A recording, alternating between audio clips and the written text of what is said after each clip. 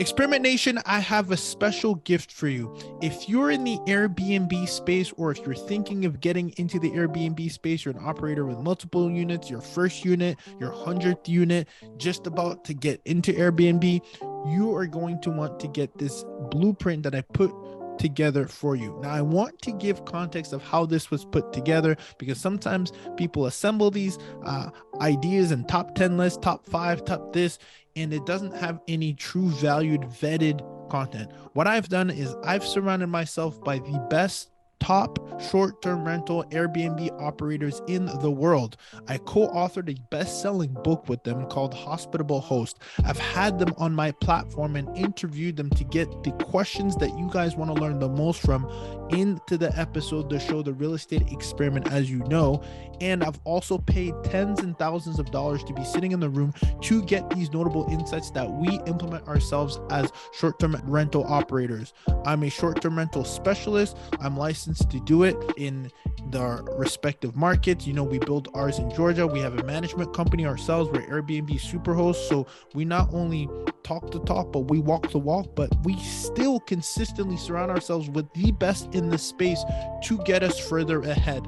And this is what we've put together, an Airbnb Millionaire Blueprint, where you don't just hear it from me, you hear it, and it's an aggregate list. It's 21 pillars from short-term rental operators worldwide who've implemented this, and it's worked. And these are the exact same way we've been able to get results and get the same results from implementing these insights that I've pulled from multiple faces, right? Some people have tons of arbitrage units like TJ Tijani. Some like Bill Faith have just a few. Some like Michael Shogun has boutique hotels. They've scaled, and whether you have 1 unit, 10 units, or 100th unit, or about to get into your first unit, you're going to want to have this blueprint that you can utilize universally wherever you are in the world. Want to get this. I put together, we took a lot of time to put this together this year after all that we've been implementing in our lab, for you to have a guide that you can leverage, right? That you can use and implement. We've also given and tagged everybody that we've featured in and giving them credit, so you know where the source is coming from, and you can check out their Instagram.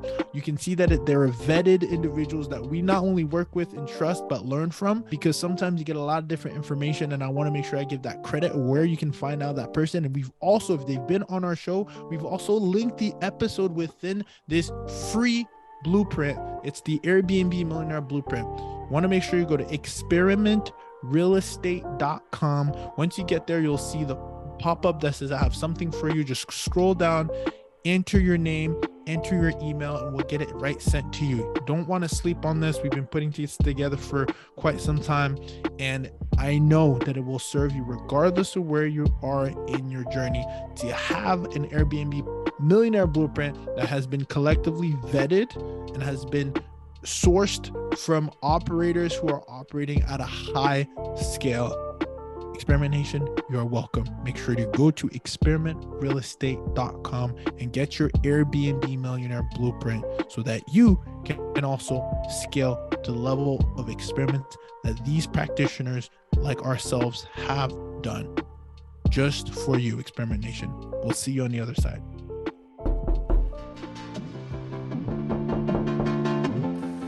Who's this? Oh, you're an entrepreneur? Oh, you're a real estate investor. Oh, you're trying to learn from those who did it. Well, come into the lab then. Put your white coat on, gloves on, notepad, and let's build, y'all.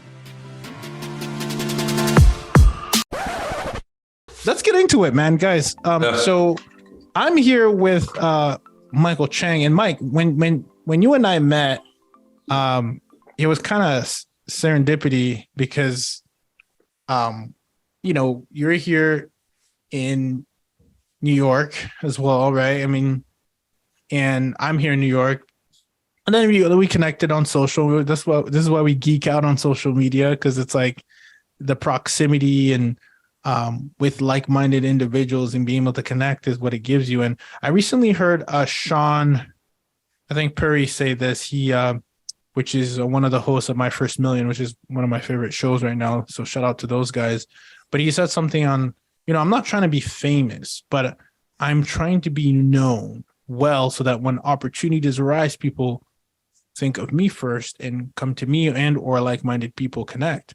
And that's kind of not the goal, but that's been a byproduct, which I'm very thankful of having my show and having my social media. And, rightfully so, that's how Mike and I connected. But then there was an interesting connection because I'm like, Mike and I worked at the same company, except Mike has like over a decade of more experience than I have. And he's honestly done that at a very high level as an executive in the investment banking space, as an investment banker. And so then when we started talking over lunch, I'm like, hold on, man, you're a recovering investment banker. That's your title because you've done it at a high scale. And then you went ahead and co-founded TrustBNB Vacation Rentals, where you have more than just about 26 units in you own, and you also do management and do rental arbitrage, and you've scaled a very respectable portfolio, which I was blown away when you were telling me this, and you were kind of going back and forth. And so I wanted to give you your flowers and give you your kudos and give you your coined term, the recovering investment banker turning to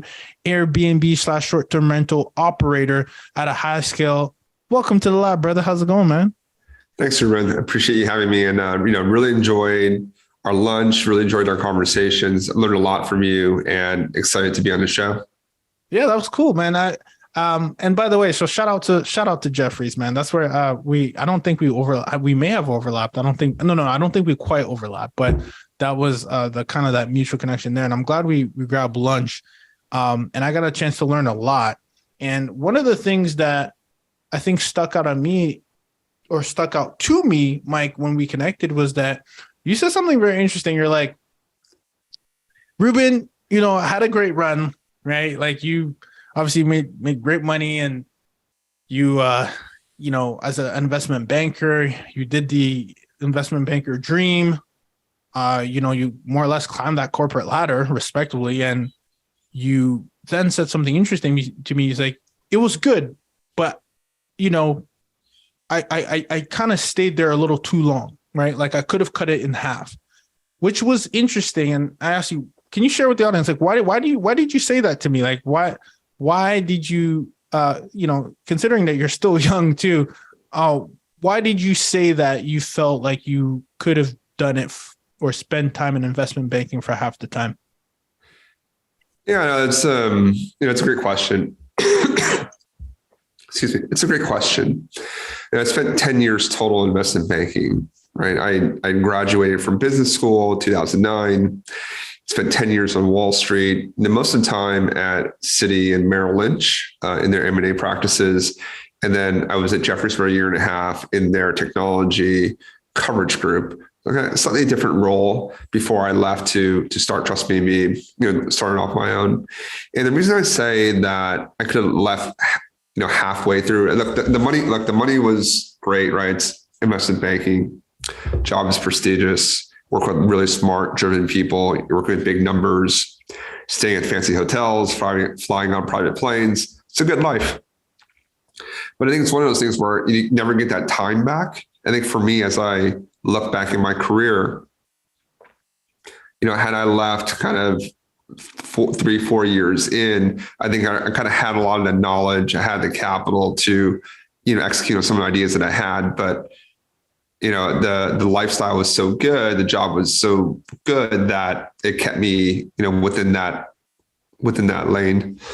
And I just think that, had I had those years back, I probably I would have started earlier, and I think I may have been on a different growth path. But be that as it may, I'm very happy with my decision and kind of where we are now with our Airbnb portfolio, our investing portfolio, my lifestyle. So, I think everything happens for a reason. And there's still a ton of, and I think the nice thing about leaving corporate America is you really get that time and mind share back.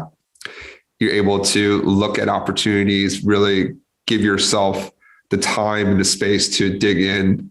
And that for me has been, revelation versus trying to work and do stuff on the side. It's just very difficult to split your attention that way. So I think that is why I wish I left a little bit earlier, because I could have dedicated my full time and attention to the ventures that I really wanted to work on. Yeah, we often don't talk about, like, I think there's like a fragmented argument. I was like, oh, like corporate, like, and etc. And we don't really talk about, I think we don't really go into depth into explaining why you want that freedom and that time. And I think you hit the nail on the head. And part of it, I want to echo what you said, is it's really about, first of all, multitasking is this, it's not really something that we think we're good at it, or we think it's good, but that transition from task to task, or that being able to juggle and wear different hats, like one of the common denominators, and I don't know if you would agree, that we see with people who are able to achieve things at a high level is that extreme focus and dedication to this like craft, right?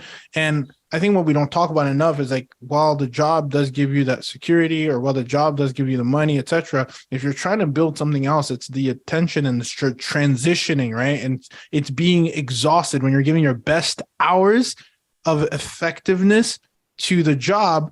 It's not that the job may be bad, even if you enjoy it. It's just the fact that now you don't have the time to transition into working on your craft. So then that time and energy is kind of like depleted and divided. Like, how would do you agree with that, or do you see it even differently, or do you want to elaborate on that? Yeah, I think, I would agree with most of that. You really, especially in a high paying, pressure packed professional services job like investment banking or being a lawyer or a doctor, you really are you're being paid a lot of money, right? And there's a lot of responsibility to give your best at the job.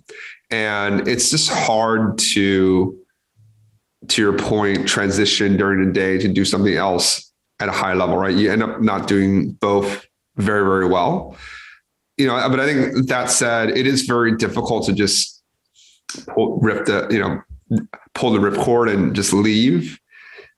You do need to kind of be in a place in your life that financially, personally, mentally, to start off your own business. So I think that's why a lot of people do kind of do the side hustle and then eventually transition over. But I think, to your point, it's really hard to be really good at it. And I think that dovetails to the point that I was making earlier, is that, if you really want to get really good at something, you really have to kind of focus on it. And which is why I kind of, as I look back, had I left earlier to give my full attention to something, that would be kind of more, I'd be further along versus kind of doing that 4 years later. So I think it's kind of a nuanced answer, where you can do it and you probably need to do it in the beginning, but once you hit a place where you know that, okay, I have something real here, and if I really want to scale it, then that's when I need to make the decision to give it my complete attention. If that involves leaving your job, then so be it. I know people that are still working that have grown, 8-figure Airbnb businesses. Their jobs are fairly light touch, but so you can, right? You can do that, but for me, it was, I hit a point where I needed to make a decision to, kind of continue on the route or make a change. And I chose to make a change. Yeah. So before you tell us, or what I want to transition is, like, tell us about what that change looked like. And then you also told us that, you would have cut it short, but let's get tactical about what that would look like for, if there's another investment banker that's out there who, again, whether it's investment banking or it's another prestigious kind of profession, if they're at that specific age or maybe not age, but level of experience that they had, tell us kind of like what would be your, in retrospect, some things that you may have done different. Now, I almost hesitate when I say that, because what you did worked. So I think sometimes that's like a kind of a tough question to ask, like, what would you have done differently? Well, it's all, hindsight 2020, right? Because it's, you got to where you got to and it worked.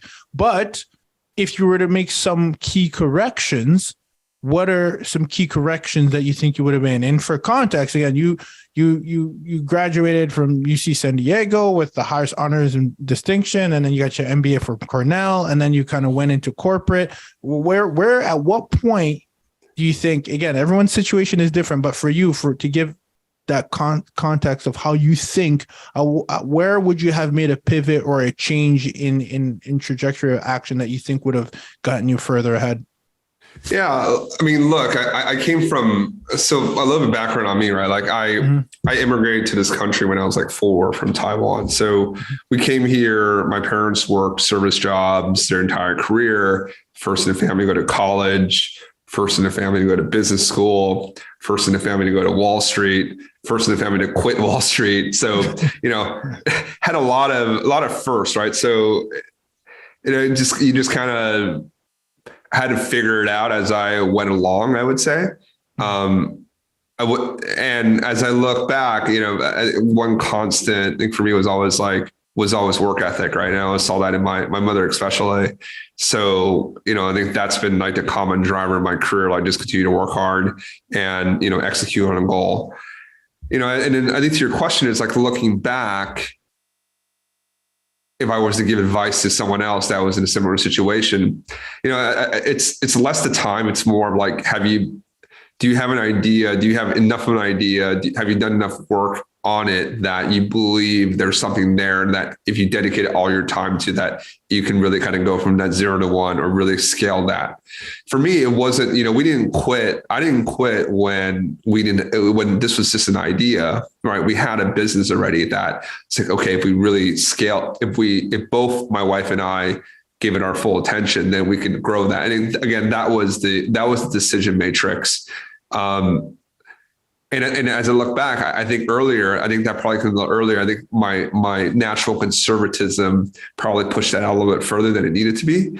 But, we knew fairly early on that there was something here. Just the cash flow numbers were unbelievable. Like if you came from traditional corporate finance, you just wouldn't, these numbers didn't make sense. And I just didn't have the experience. I guess I just didn't have the experience and that mindset that in hindsight, had I, then I would have, doubled down earlier. But look, hindsight is 2020, right? It could have not worked out, or maybe I would have started too early and, would have blown up along the way. Yeah. So tell us what you saw though, like Mike. So, as far as the opportunity, I know how I got introduced to Airbnb. This is why I love my podcast, because it was introduced on the air. Not that I had never heard of it before, because I stayed at plenty, but it really put things into context, because I used to look at it and be like, well, traditional real estate, single family / grow to multifamily / right, 1% rule, all that stuff. And then I would look at Airbnb like, well, why would you do Airbnb when you can get a guaranteed long-term lease, right? And how occupied is it really going to be? And I feel the reason why I really want to point that out is that is a lens of someone who's not in this space and understands how this works. Because if you have the right property, you don't need very high occupancy rate at all. So for you, how did you get a taste of this business? And then furthermore, what did you see that you want to highlight to someone who's listening that they're not seeing now in this space? Yeah, I think that's a great question. So the way we started was my wife's family had a vacancy in a building here in New York, and we had read about. I think you cut out for a second. And what was it that you saw? We had not. In 2016, in late 2016, we had an opportunity to take over one of the units that my wife's family owned in Queens. And it was a 3-bedroom, and we had read about Airbnb and real estate, BRRRR strategy, 1% rule, all that. But we thought this was a very interesting concept that we could try to use to accelerate our buying property and building our real estate portfolio. So that's how we started. It was like it was probably $10,000 for the furniture, and we operated for a few months, and we're like, wow, like this is amazing, right? It continues to get booked. The rate we can charge is good. and you didn't need a class product. We always thought that you needed, be right in the city center, kind of A plus product. But this was a very normal, generic apartment in, kind of I wouldn't say working class, but a middle class neighborhood in New York. And it worked. We're like, well, if it can work here, then it could work in a lot of different places. And that's when we're like, okay, wow. Like, and the numbers it was putting in, it's like, well, again, this is us like doing it as a side hustle in probably not the best location, and not the best setup. And if it can do this, imagine if we spent the time and actually made it a real thing, what could it do? And that was, I think back then it was, it was a 3-bedroom. I think it did like, I gotta think back now. I did like 60, 70K a year gross and probably netted out probably 3K a month, probably. It was like 50% cash flow margins. It was really good. And, that's one apartment, one very normal apartment, 3 bedrooms. So, it's nice, close to the subway. And we're like, again, so if we, had 10 of these, then that's $30,000 a year of cash flow, which is a month, which is a fair amount of money. What can you do with it? And if people say life doesn't start until you make $20,000 a month, then, like this is a way to do that in a pretty fast way. I don't think I've heard that before. Do you think what is it's funny because I asked you this offline, $20,000 in New York. Did you guys? No, I mean, I'm just thinking out loud. It's not that it's right or wrong or whatever, but it's a good number to, kind of like, okay, that's $250 a year. Like, okay. Does that get you out of bed? Like, I know, because obviously you come from investment banking. Like, what do you think? Because when you talked about the golden handcuffs too, like, I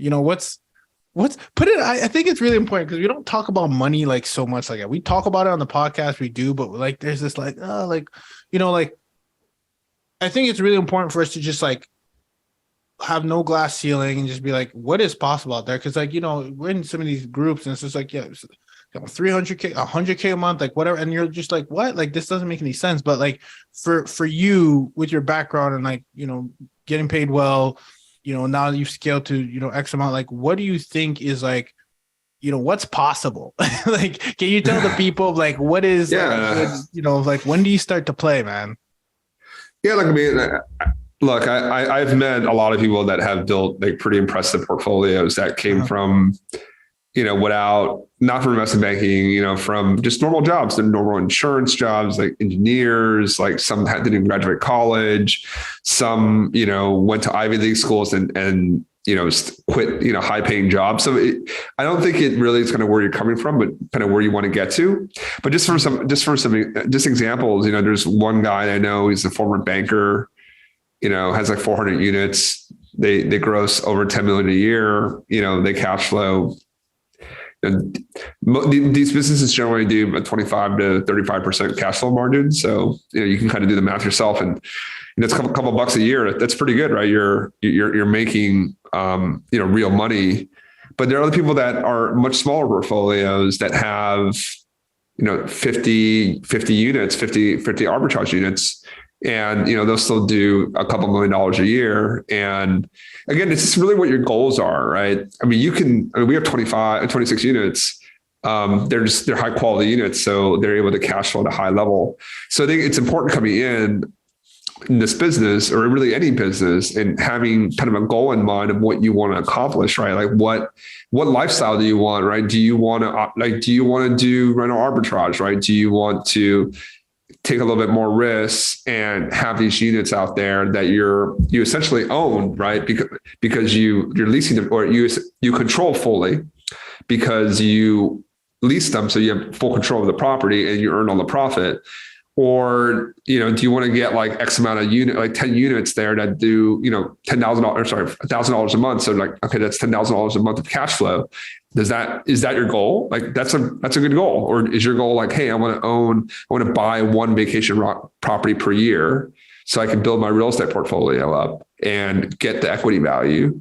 Or are you in a place where like you're just starting out and you don't want to take the risk, and you would do co-hosting, which, sounds nice, but co-hosting, you have two bosses, not one, right? Because you have the property owner that you have to manage and the guests. Whereas if you arbitrage or you own, you only have to deal with the guests because you're your own boss. That's so funny. That's so funny. We were just talking about that with another buddy of mine. I'm glad I highlighted that. Yeah, which is, I think co-hosting is, a little more popular now because it's kind of an easy way to come in, but it's very difficult to scale. And it's a very difficult game to scale. Again, but it depends on where you are in life and what your risk appetite is. But I think this is really important. It's really important to come into a venture and knowing what you want to get to, because that will drive how you grow that business and how you manage it, right? We never wanted to manage 100 units, right? Our goal was between 20 and 30. And, we may go above that, we may go below that, but that's kind of where for our lifestyle, what we wanted to accomplish, that was a good number for us. For some people it's higher, some people it's lower. But I think I would encourage you to think about that as part of their mindset. If they're looking to do the Airbnb investing business or e-commerce or really anything else. Yeah. Start with the end in mind, and then use it as a vehicle, right? Because these are all vehicles to getting to hopefully an end goal. Which and for us, for me, the end goal always was I saw my managing directors, the vice chairman, the people I worked for, and they were always on the road, traveling with clients. And even when they were back, they were always kind of working on the weekends. And I mean, it's great, right? Again, it's a great lifestyle, and that's what you want. For me, I'm much more focused on family, being a present husband at home, being a present father at home. I have a young daughter, and I very much value that more than I value, the other, staying in a nice hotel or flying a private plane, right? I've done that before. And so that was always the goal in mind as we started this business. So, and then that drives the decision-making that we've done along this path to craft a portfolio and a business that suits that accomplishes that goal, right? My goal was never to hey, I want to make the most money possible, right? That's not, we obviously want to make money, right? This is a business. This is a for-profit endeavor. But I think, again, it's what do you actually, what does that money get you to, right? The money is just hey, I want to buy a Lamborghini every 3 months. Great. that's totally fine. Right. And, you're going to work towards that. If your goals are otherwise charity or family, then that's a different, just a different game. So I think that's what game are you playing? That's the right way to frame it. What game are you playing? Yeah. So let's put this into context, because I want whoever, because you're the recovering investment banker turned to Airbnb operator. So I'm hoping with this episode there'll be some people that's me right now. Let me understand. Let's put some numbers into play here and give some context, right? You and I talked about this over lunch, kind of parameters of let's put how much can an investment banker make, maybe starting, middle, and then senior. And then let's compare the trajectory of how many properties do you think it would take to, depending on your model to do this much? Because I think that will help someone be there was a light bulb moment that happens when you're wait, are you serious? In this space that you could literally have X amount and it would equal to this so that I can get the exact same means of lifestyle. I don't think people genuinely understand the impact that this industry can have. And I think it'll be helpful to have someone like you kind of put it into perspective. Sure. Happy to do that. So I would say as a mid-level investment banker, right? Mid-level to senior, you probably you'll make close to $1 million. Let's just say you'll make $1 million a year, right? Between your salary, your bonus. If you're a good investment banker, if you're ranked highly, you should be making $1 million a year in W-2 income. But that being said, that $1 million a year really is about $500,000 of cash flow to you, just given taxes. federal income tax. If you live in New York, state, local, FICA, all that fun stuff. So they're getting $500,000 a year, right? So $500,000 divided by 12, right? So let's make the math easy. That's $50,000 a year that you bring home, right? So that's pretty good, right? Let's say 50 grand a year. 50 grand a month. 50 grand a month, right? So how many Airbnbs is that, right? So if you have a normal, kind of I wouldn't say basic, but you have a decent unit, right? Decent arbitrage unit, that should do $1,000 a month cash flow to you. So 50 units, you replicate that cash flow. Just think about it that way. Yeah. And then if you're like, oh, well, I don't really need, so that's $500,000. And with real estate, there's a lot of more tax advantages that go with that. So you actually will be able to keep a lot more of that versus if you worked in a W-2 job. And there are different strategies that you can use for that. But just to give you a sense of like, okay, well, if you need to go to an Ivy League university and work 8 years in investment banking, that's obviously a long path, right? Like you don't just get there day one. Call that $50,000 a month. And if you got 50 arbitrage units, which may take you a year and a half, maybe, that'll get you to that $50,000 a month mark. So, and most anyone can do it. So the barriers to entry are a little lower and it won't take you as long, but obviously you need to develop that skill set to do that, right? You have to be able to source the buildings.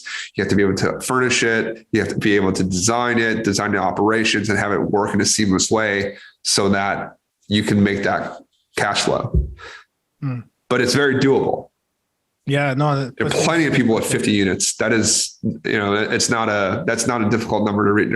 I know tens of people that have that. Yeah.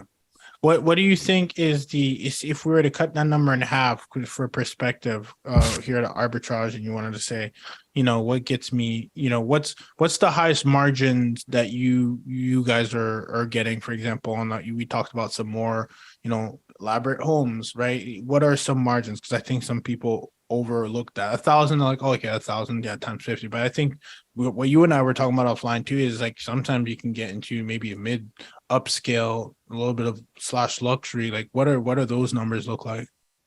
Yeah, like we have like our best unit, it does it's a 2-bedroom, it's an arbitrage. It does, over $100,000 a year, and it cash flows. In a bad month, like 3,000, and good month, it'll cash flow like 4,000 or 5,000. So, that's just a very, very good property. And, that one arbitrage unit is probably worth 3 or 4 kind of normal ones. So if you can find the right product, price it correctly, you can really accelerate your results. But that takes, it takes time, it takes experience doing. But yeah, I mean, we have a couple, that's our best one, but we have a few that put up those kind of numbers. So it's not a unicorn by any means. There are other people that have similar kind of financial profiles in their units. Yeah. But again, I was just kind of giving you kind of like a basic, kind of basic 1-bedroom, like what it should do for you. Yeah. Yeah. And for you, when you're buying, these kind of properties, what is it that, is there a specific strategy as far as where you're either arbitraging them, or you're trying to stay local, or you're trying to go for a specific type of building? Are you trying to go, stick to metro city? Like what's the kind of criteria that you're looking to have in your portfolio? So when someone's hunting, they're like, okay, let me keep that in mind. I remember this is what Mike Chang said. Yeah. For arbitrage, we want to be in urban areas. So we want to be in cities. Philadelphia is where we have all of our arbitrage units. So we want to be within 10 minutes of downtown. We want to have parking. Those are the 2 key things that they're kind of like must-haves within our buildings, or within the properties that we arbitrage. And we like 2-bedrooms or larger. We don't do studios or 1-bedrooms, because that inventory competes with the hotels, and we don't really want to compete with the hotels. That we don't think that's a winning game. You want to offer a different product for a different kind of traveler. For properties that we buy only in traditional vacation rental markets. So markets with a long history of vacation, of people going there for vacation. So generally in the South that we like, Tennessee is where we have our properties, the Smoky Mountains National Park, Sevierville, Pigeon Forge, Gatlinburg, and that cluster.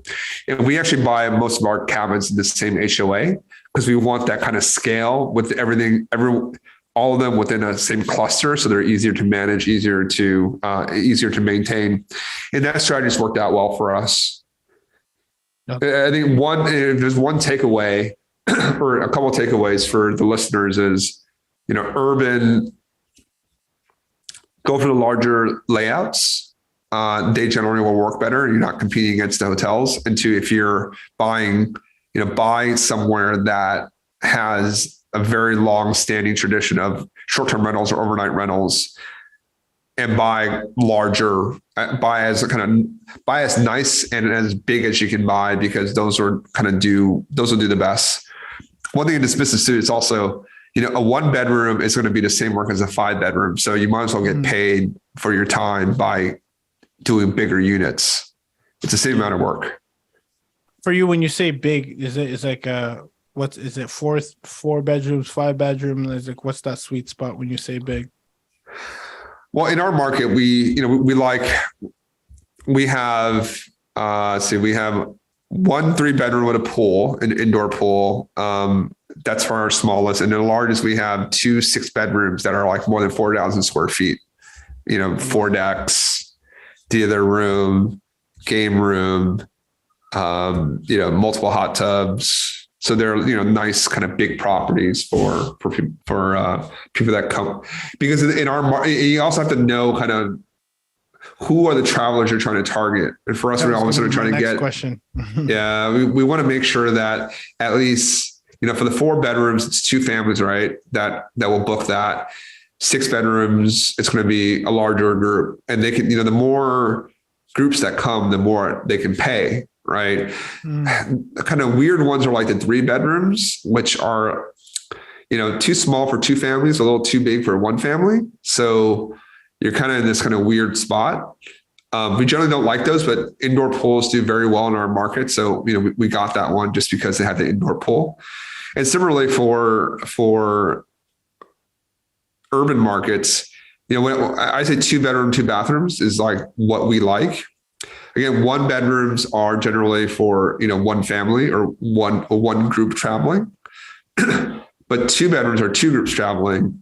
And then and they can afford to pay more because again, you have 2 wallets that you're targeting, not just 1 wallet.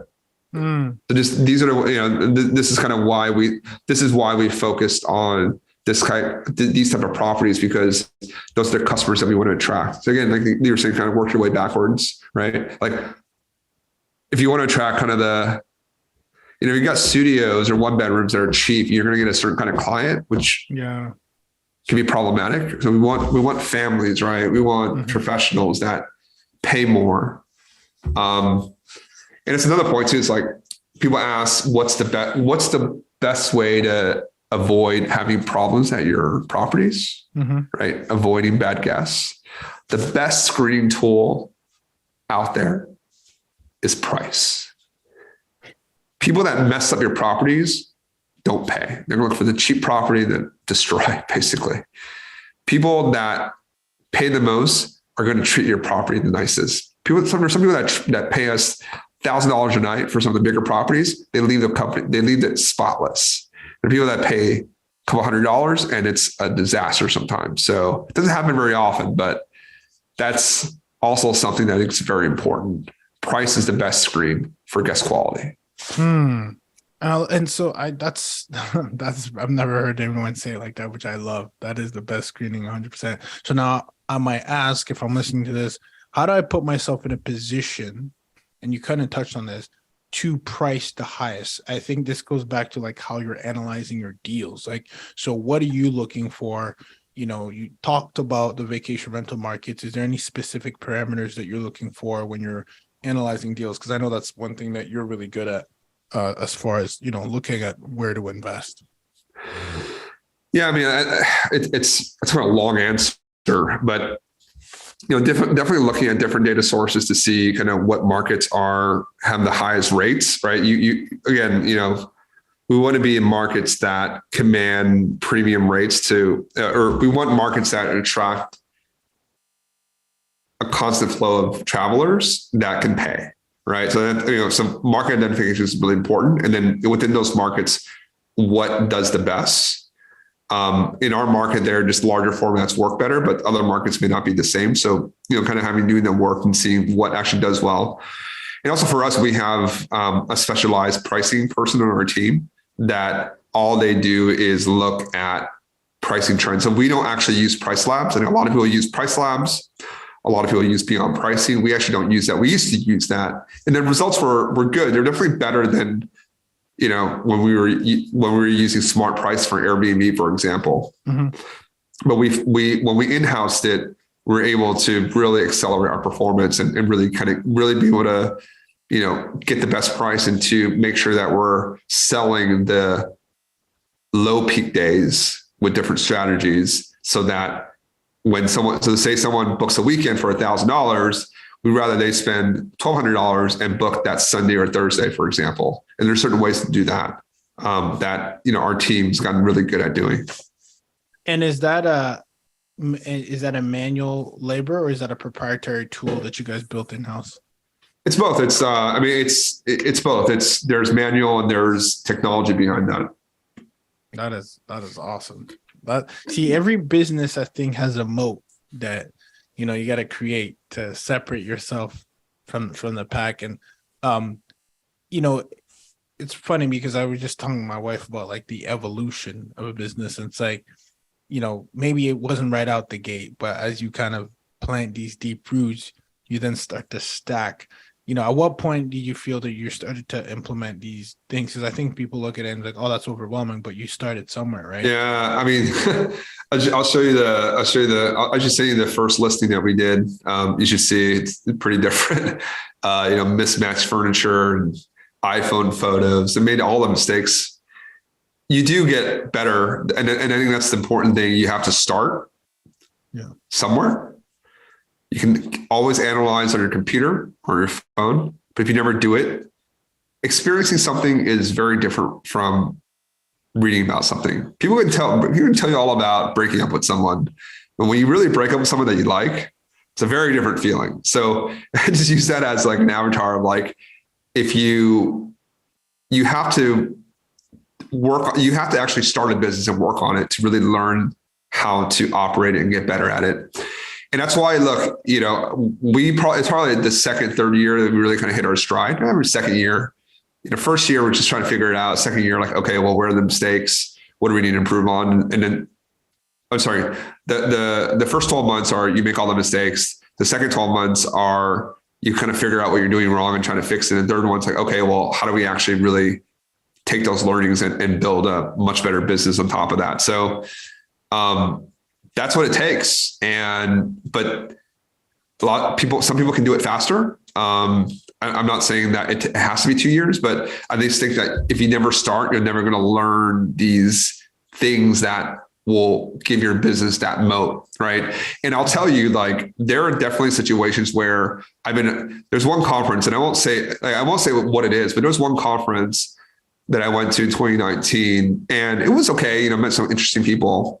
It was a random conversation to have with this person walking down the escalator, and then we had talked for another 30 minutes. And she gave me some like two really, really good insights about the business that like really unlocked a bunch of different things for us. So, and it still works today. So which is why I won't talk about it, but.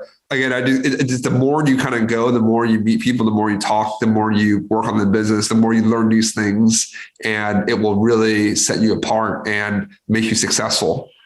So that's what I want people to take away, just like start somewhere and just like grind on it, because it will work if you are dedicated to it. Love that. What do you think is the biggest misconception though? Like, I think, you and I were talking about this just right before we started, right? Like social media, like conferences, gurus, etc. Zero to this, zero to that. Like, what do you think is the biggest misconception in this business that you're seeing as a seasoned operator? I think everyone's saying, Airbnb bust. The economy is, going to a recession. I hear that everywhere. And there are definitely markets that are saturated, but our business is doing very well. And I know almost everyone that I know, their business is doing very well on the Airbnb side. So there's always the media, there's always the, kind of what people perceive versus the reality. And I think that's the biggest misconception that I see right now is everyone saying that the world's coming to an end effectively and we need to hunker down. And that might be true. There are layoffs. The economy isn't as strong as it was a year ago, but doesn't mean that businesses aren't operating well. Doesn't mean people aren't traveling. Airbnb had their most profitable quarter last quarter. They made, their most profitable quarter, and they're going to do even better in Q4. So again, I would encourage people to think for themselves, right? You don't just parrot what you see in the headlines, in the news, what people tell you. Like really have independent thought, independent thinking. What do you think? Mike, what do I think? Ruben, what do you think? What do you really think if you gather all the information, right?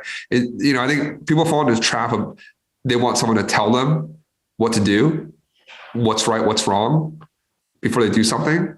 And I think a lot of it's just like they're looking for an excuse or an accomplice. Right. They can blame, well, this person told me to do that, so it's their fault.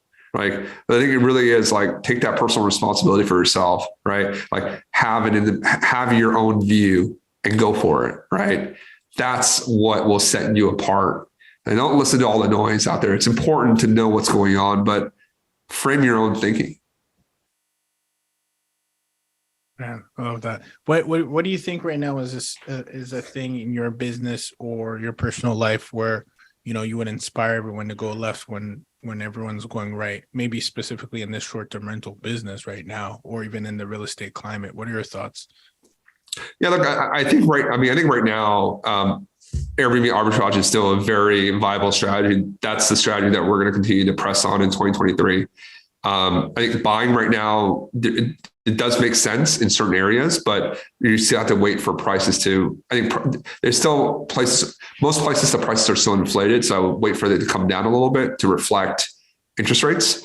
But I think that's the biggest thing. It's like, hey, find the right market if you want to start an Airbnb business, find the right market. Don't just listen to someone that says, go to Dallas or go to Austin, for example. But, there are great markets all around you. You just have to look and again, have a little bit independent thinking. Be like, hey, I live in central Pennsylvania, for example. What's around there that is a good Airbnb market? And do the work. And then you'll find good markets there that no one else knows about and be able to create a very nice business for yourself with a moat around it too, right? With protection, because if it's a small market and you go in there and you're the only game in town, then other people won't come in and you can be the dominant player there.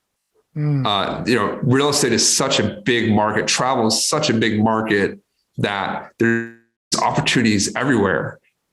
And you just have to, I would encourage people to look and not be discouraged by what they're seeing in the headlines.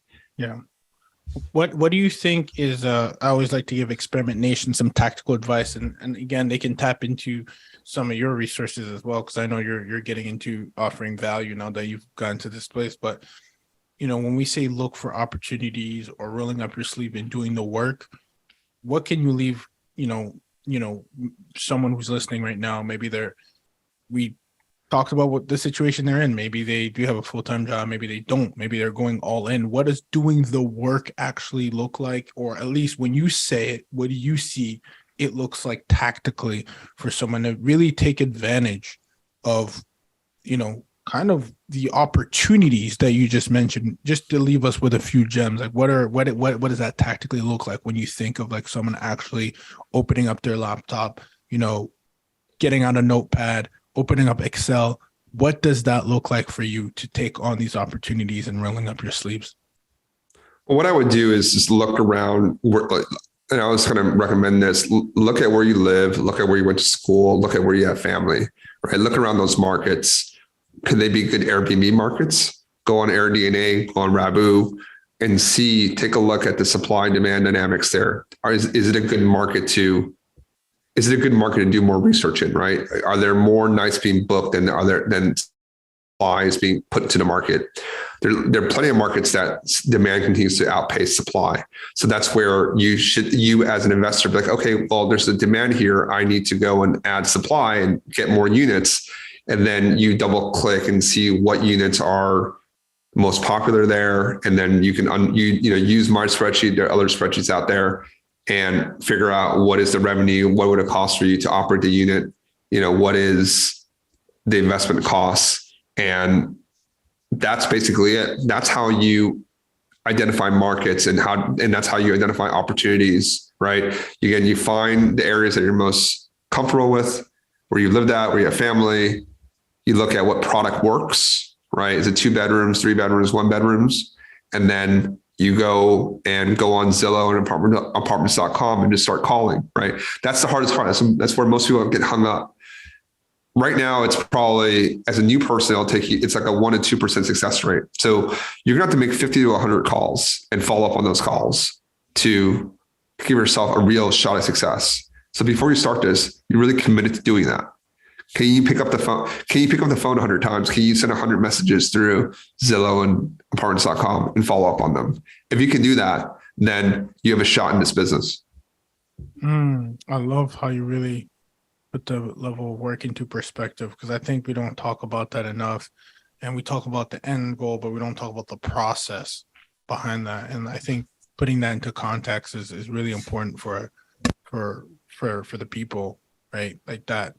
You have to be willing to put in the work in the system, and hopefully you set up a system in order for you to do that. And for you, just so we're very clear, because I think you give some real great tactical advice there that I think we can step away from, at least Experiment Nation can actually, do, as you said, is for you, that's specifically right now you're referring to making calls for offers and or making calls for arbitrage. Is that what you were referring to?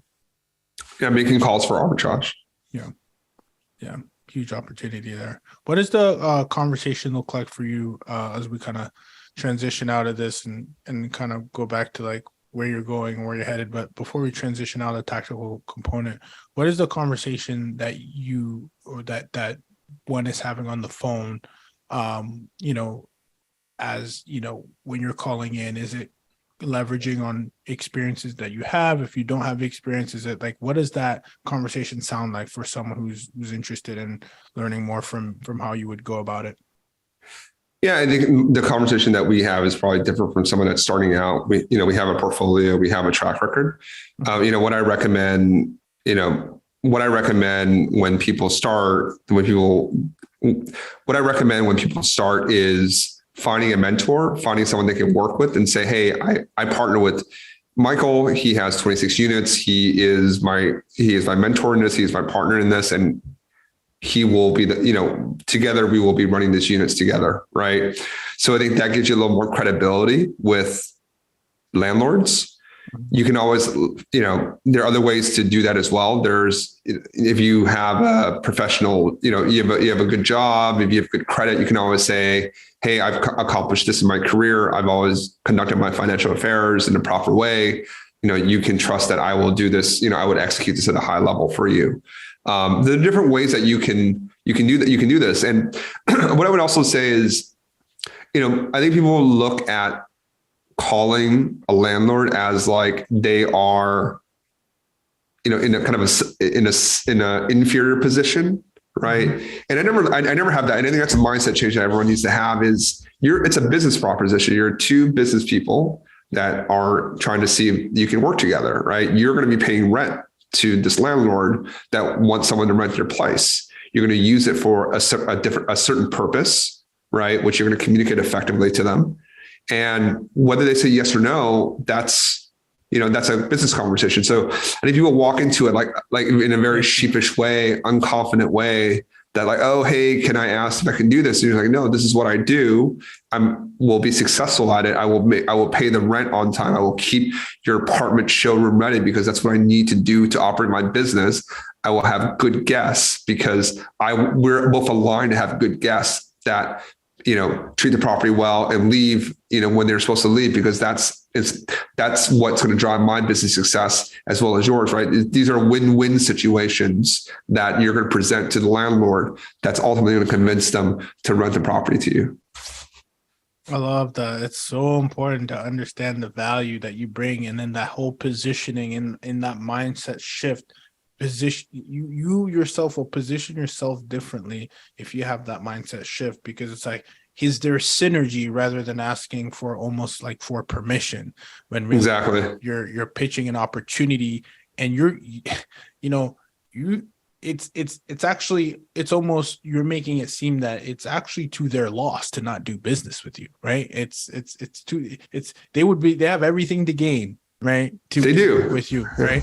And that's what we think so, right? We think they have everything to gain from this. We're gonna, we're one tenant that rents 10 apartments in their building. We're one person they have to deal with. We keep it in great condition.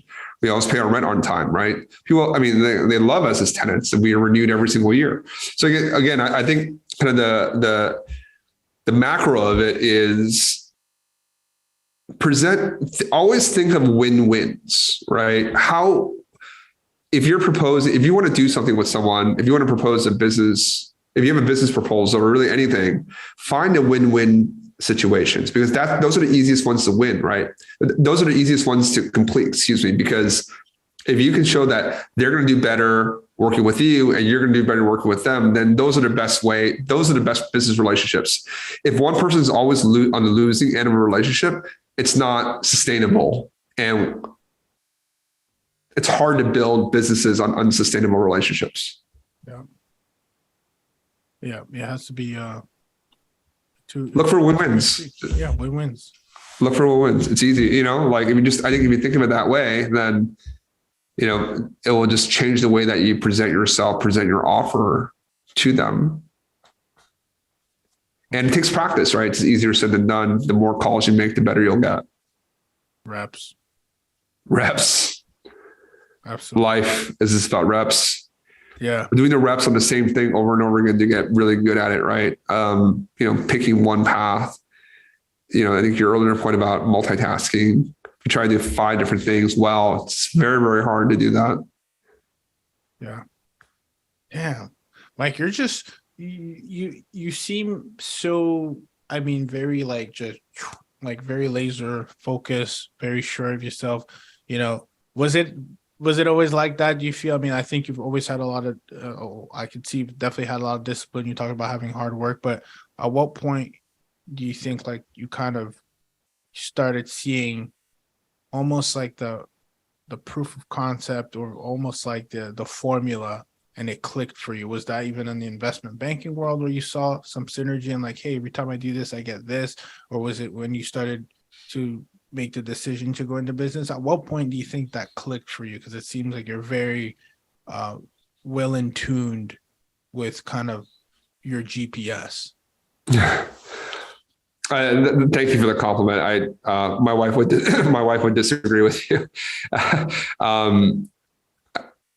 I think look, for me, it's just, sorry, tough question. It's just focus, right? It's really just focusing on what works and just continue to refine that.